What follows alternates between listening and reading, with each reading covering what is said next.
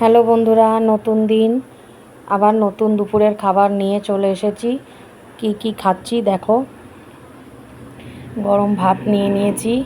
গরম ভাতের সাথে মাছের মাথা দিয়ে কচুর শাক করেছি আজকে। তোমরা কে কে কচুর শাক ভালো খাও কমেন্ট করে জানিও অবশ্যই।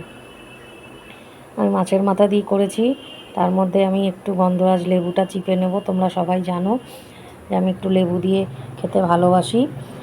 আর কচুর শাক তোমরা কে কী দিয়ে ভালোবাসো সেটা জানিও। আমি আজকে করেছি কিন্তু কাতলা মাছের মাথা দিয়ে।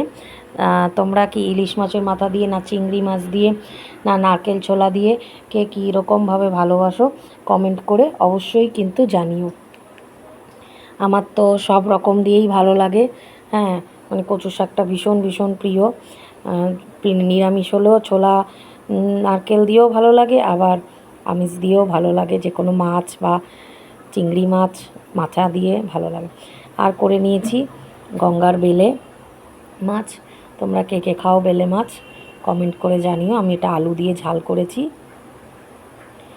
অনেকেই অনেক রকমভাবে করে, বেগুন টেগুন দিয়েও ঝাল করে, আরও অনেক রকম দিয়ে ভাবেই করা যায়। আমি এটাই জানি, এটাই করেছি। তোমরা কে কীভাবে এই মাছটাকে, আরও যদি তোমাদের কাছে অন্য কোনো বেলে মাছের রেসিপি থাকে, অন্য কিছু দিয়ে করো জানা থাকে, সেটা অবশ্যই আমাকে কিন্তু একটু কমেন্ট করে জানিও। খুব ভালো লাগবে আমার, তাহলে নতুন রেসিপি ট্রাই করতে ভীষণ ভালো লাগে। তা মাছটা খুব ভালো ছিল, খুব ভালো হয়েছিল, একদম টাটকা ছিল বলে রান্নাটাও খুব টেস্টি হয়েছিল ঝালটা খেতে। তারপরে হচ্ছে গিয়ে খাওয়া দাওয়ার কমপ্লিট করে একটু ফল নিয়ে বসে গেছি। তা ফলের মধ্যে বলতে গেলে এই যে আলু বোখরা এনেছিলাম, সেই আলু বোখরাটা বেশ খুব মিষ্টি লাগলো খেতে। হ্যাঁ, তাই ধুয়ে ঠুয়ে রেডি করে নিচ্ছি। আর হচ্ছে নিয়ে নিয়েছি একটু কালো জাম। এই দুটো দিয়েই আজকে ভাত খাওয়ার পরে এই ফল দিয়েই সারবো খাওয়াটা।